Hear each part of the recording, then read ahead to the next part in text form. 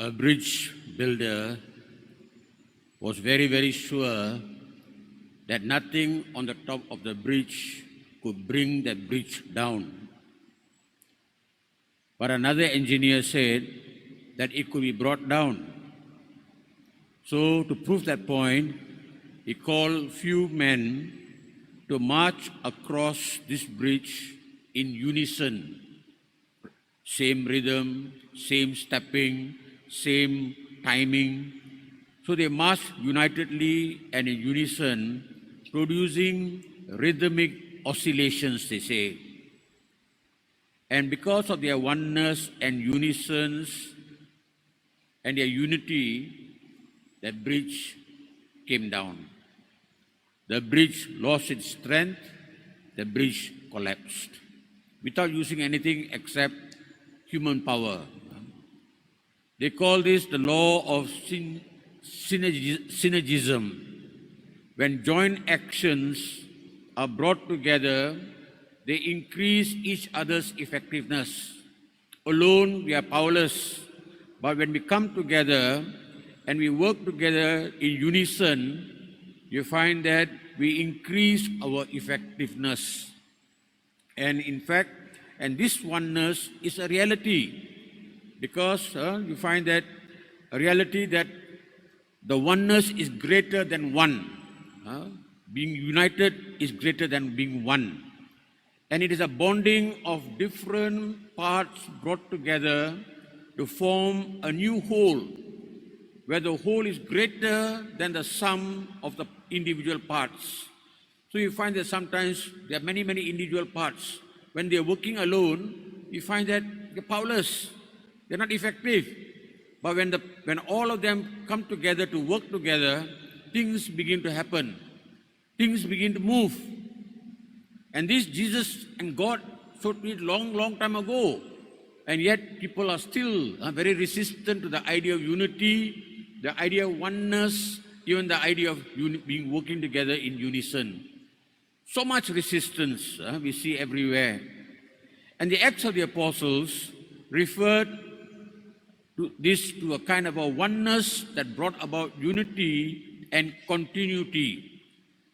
When you read it, the way Peter presents his message, slowly showing us that there is a certain oneness present there, a oneness in history, a oneness in our in those before us and those after us, a oneness in mind, in oneness in even the succession plans that they have worked out.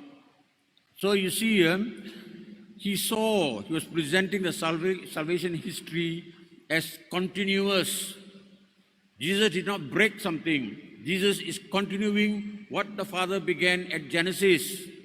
And then the apostles, there were 12 of them, one got lost, but yet they continued. They made sure that through a succession plan, there was a replacement.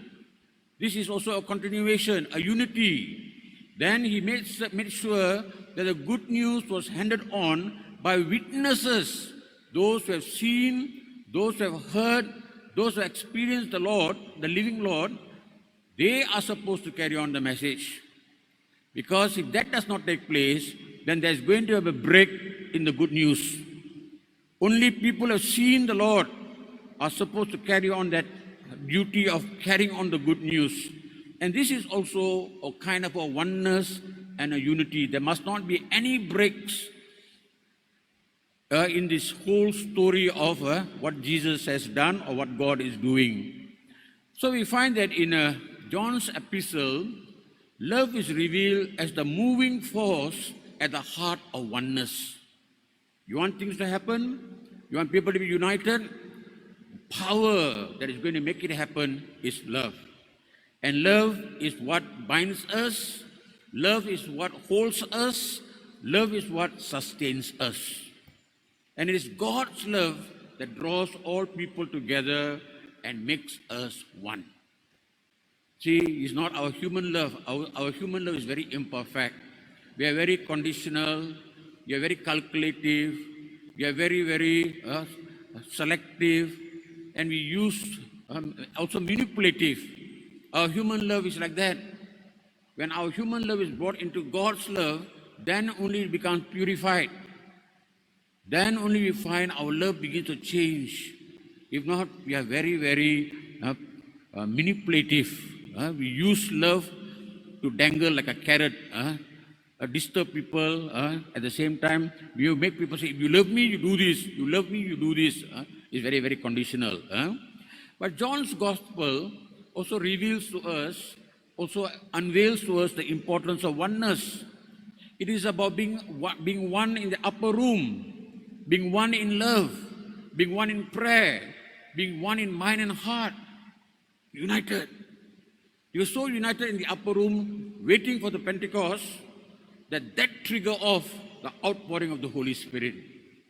Not because it was lucky. There was something that happened. They followed Jesus' instructions. They stayed, prayed, united themselves in one spirit. The unity made the Pentecost happen on that day. So you see, without oneness, there is no family. There is no community. There is no church. There is no nation building. We can, until the kingdom come, talk about one Malaysia, nothing will happen. Because there is no unity. There is no love. There's only division. There's no nation building when there is no oneness. And there is no future. It's a reality. So without unity, we will fall apart. Without being one mind and one heart, there will be no Holy Spirit. No manifestations of the gifts and the fruits of the Holy Spirit. You'll never see what the community in Galatians talk about, the fruits of the Holy Spirit. You'll never hear about the gifts of the Holy Spirit the Corinthian people saw in chapter 13. What kind of gifts there are there. You'll never see that. And all this can happen only if there is a oneness of mind and heart, oneness in that one God who promised us. One in that promise of God, things will happen. So sometimes we ask, how can I find this oneness? Where can I find it? Sometimes we ask, when can I find it? There are 4 things that today's scripture talks about. 1, when you seek Him in contemplation. What is the meaning of seek Him in contemplation? Yesterday, last week, Jesus said, remain in me. It's a kind of a prayer. Where Jesus, it means meditation. It means looking at the prayer of the heart, entering God's presence, not saying prayers, It is entering to discover your God and let God reveal Himself to you. When you let your mind be renewed, when you let your heart be set free from indifference, when you yield yourself to the Holy Spirit, not your stubborn spirit, then you see the spirit of unity, the spirit of oneness begins to enter into your heart. Number 2, when you find a Christ-centered community, there are many communities all around us. We have many BECs around us. All of them are eating BECs. Makan. When there's makan, people come together. You come to church also, makan also. There's no such thing as a community that is Christ-centered in that sense. We are struggling to build that. How do you know it's a Christ-centered community? When the community is filled with encouragers, people who encourage. When you find people who are ready to be a companion on a journey. When you find people quietly listening and discerning. You see, the community was discerning, how to choose even the person. Not because the person got a degree or the person has a Mercedes-Benz. Not choose like that. They don't choose that way. You look at the heart. God, show me their heart. That was what they were talking about. And God looks at the heart, not at your outside. And that is what happened that day, discerning the God's will. God, who do you want? And the third thing is, when we see our connection with life and history. There are many Malaysians, who cannot speak Bahasa.